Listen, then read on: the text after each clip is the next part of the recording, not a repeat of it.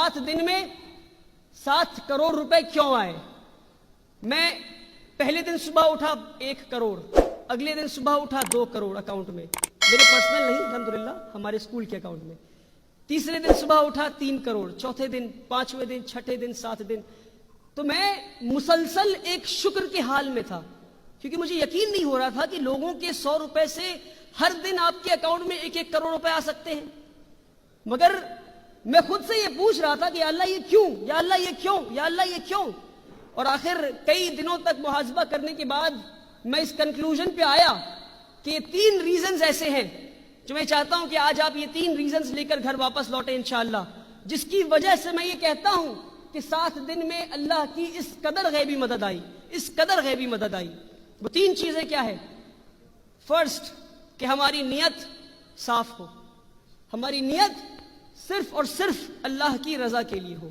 यानी अगर अंग्रेजी में बोले, the intention should be in its purest form, and the purest form of intention is nothing but the fact that you do everything. आप सांस भी ले तो अल्लाह की रजा के लिए। यानी अगर आप यहां बैठे हैं तो आप अगर अभी ये नियत कर ले कि मैं यहां बैठा हूं सिर्फ और सिर्फ अल्लाह की रजा के लिए, तो अल्लाह की गैबी मदद आएगी इंशाअल्लाह। दूसरी बात कि आप मेहनत करें, आप मेहनत करें। कैसी मेहनत? सहाबा वाली मेहनत। कैसी मेहनत? कि फजर में उठे तो काम और काम और काम और काम और काम और काम, यानी इशा तक काम, फिर फजर में उठे और काम और काम और काम, और फिर इशा तक काम, और फिर सोए तो अगले दिन उठे। अगर आप हर दिन इस कदर मेहनत करेंगे, और मैं तो कहता हूं जिंदगी का उसूल ये होना चाहिए कि जमीन पे काम, और मेरे साथ आप दोहराएं, जमीन पे काम, ऐसे नहीं चलेगा, जोर से कहें, जमीन पे काम और कब्र में आराम इंशाअल्लाह। ये जमीन आराम के लिए नहीं है, हम आराम करेंगे इंशाअल्लाह, मगर आराम की जगह कब्र है इंशाअल्लाह।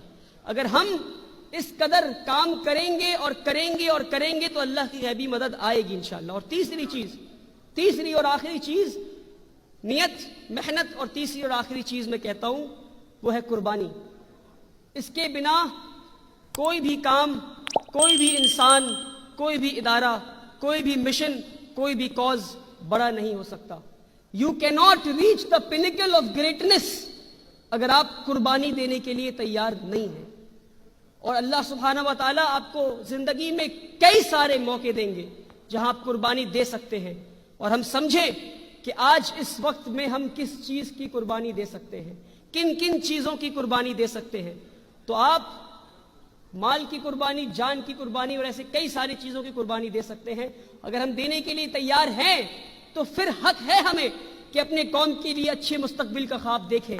अगर कुर्बानी देने के लिए तैयार नहीं तो फिर वो ख्वाब देखने का भी हक हमें नहीं है। और आप इस बात को समझे कि आज हम कितने परेशान हैं इस पर। और ये आखिरी 2 बात इंशाल्लाह मैं मुकम्मल करता हूं अपनी स्पीच को। मुझे अंदाजा है कि हमें बहुत जोर भूख लगी है, और ये डाइन टू एडुकेट है, डाइन टू, तो डाइन भी इंपॉर्टेंट है और एजुकेशन भी इंपॉर्टेंट है इंशाल्लाह, दोनों साथ में करेंगे इंशाल्लाह। आखिरी 2 बात इंशाल्लाह आप सुनेंगे, या मैं जज़ाकल्लाह खैर कह के खत्म करूं स्पीच को? चलिए माशाल्लाह, बहुत खूब, बहुत खूब, माशाल्लाह। आखिरी 2 बात, और गौर से सुने मेरी बात, कि आज हम कह रहे हैं कि मुसलमान मारे जा रहे हैं, मुसलमान परेशान हैं, मुसलमान बुरे हाल में हैं, मुसलमान ये, मुसलमान वो, मुसलमान ये। एक वाकया आपको हज़रत उमर रज़ी अल्लाह तआला अन्हु की जिंदगी से बताता हूं, जिस वाकये से हम खुद समझ जाएंगे कि आज हम इस बुरे हाल में क्यों हैं। साद बिन अबी वक़ास रज़ी अल्लाह तआला अन्हु जंग की मैदान में थे और पर्शिया कॉन्कर करने गए थे। कहां थे? जंग की मैदान में थे और पर्शिया कॉन्कर करने गए थे। और खलीफा कौन? उमर रज़ी अल्लाह तआला अन्हु। खलीफा अपने कमांडर इन चीफ को जंग की मैदान में खत भेजते हैं। खत में क्या लिखा होना चाहिए था?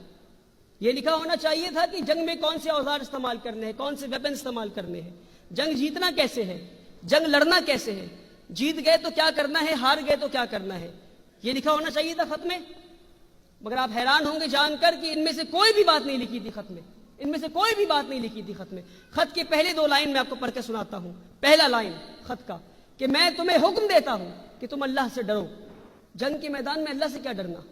मगर आप देखें कमांडर इन चीफ को खलीफा क्या लिखते हैं कि मैं तुम्हें हुक्म देता हूं कि तुम अल्लाह से डरो।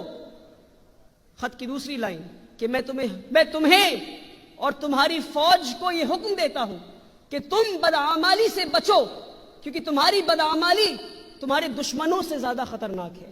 آج ہم اس بات کو اپنے سامنے رکھیں اور سمجھیں کہ ہمارے لیے اللہ اکبر یہ تالی بجانے والی بات نہیں میرے بھائیوں، یہ ہمیں محاسبے والی بات ہے کہ محاسبہ کریں اور سمجھیں کہ ہمارے دشمن خراب ہیں، آج زیادہ خطرناک ہیں کہ ہماری بدعمالی زیادہ خطرناک ہے۔ تو اللہ تعالی ہمیں بدعمالی سے بچائے تاکہ ہم اس مصیبت والے گھڑی سے انشاءاللہ نکل سکیں۔ اور آخری بات کہ ہم سب اپنے قوم کے لیے اپنے قوم کے مستقبل اور اپنے مسلمان بھائیوں کے لیے ایک محل بنانا چاہتے ہیں۔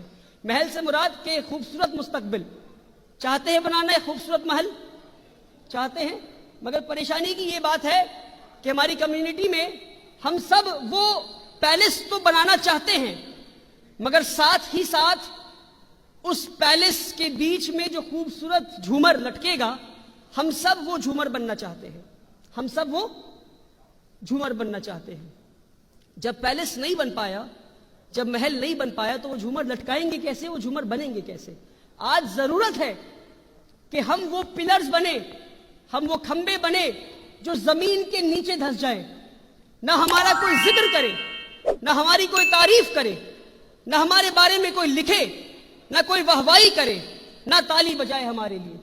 ہم اگر یہ پلرز بننے کے لیے تیار ہیں جو زمین کے نیچے دھس جائیں گے اور نہ ہمیں کوئی یاد کرے گا، تو شاید، اور میں یہ کہتا ہوں شاید، ہماری اگلی نسل وہ پلرز بنیں گی جو زمین کے اوپر دکھیں گی، اور شاید ہماری اس کی اگلی نسل وہ دیواریں بنیں گی، اور اس کی اگلی نسل چھت بنے گی، اور اس کی اگلی نسل گنبد بنے گی، اور شاید اس کی اگلی نسل وہ خوبصورت جھومر بنے گی جسے لوگ دیکھ کر کہیں گے واہ ماشاءاللہ کیا بات ہے۔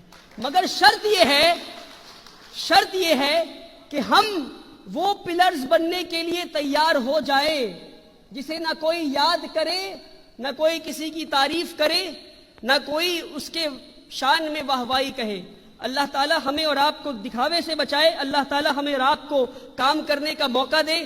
اور آپ سے گزارش ہے کہ جس قدر بہار انجمن کام کر رہا ہے اور آپ بہار کے لوگ یہاں جمع ہو کر کام کر رہے ہیں، ماشاءاللہ میں آپ میں سے بہت کم لوگوں کو یہ بات پتا ہوگا کہ میں بھی خود ایک بہاری ہوں، میں کہوں تو ہم بھی بہاری ہیں الحمدللہ۔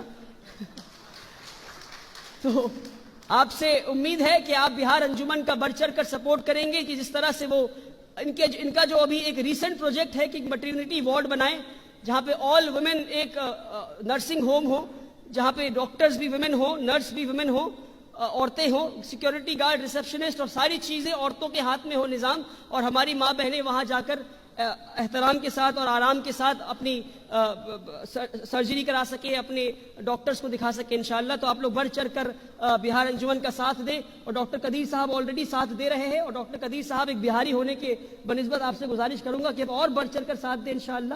آپ سے امید ہے کہ آپ اور بڑھ چڑھ زیادہ، یہ ہمارے شکیل بھائی کہہ رہے ہیں اور زیادہ اسپانسرشپ چاہیے ماشاءاللہ، بالکل امید ہے ڈاکٹر قدیر صاحب بڑھ چڑھ کر دیں گے انشاءاللہ۔ اللہ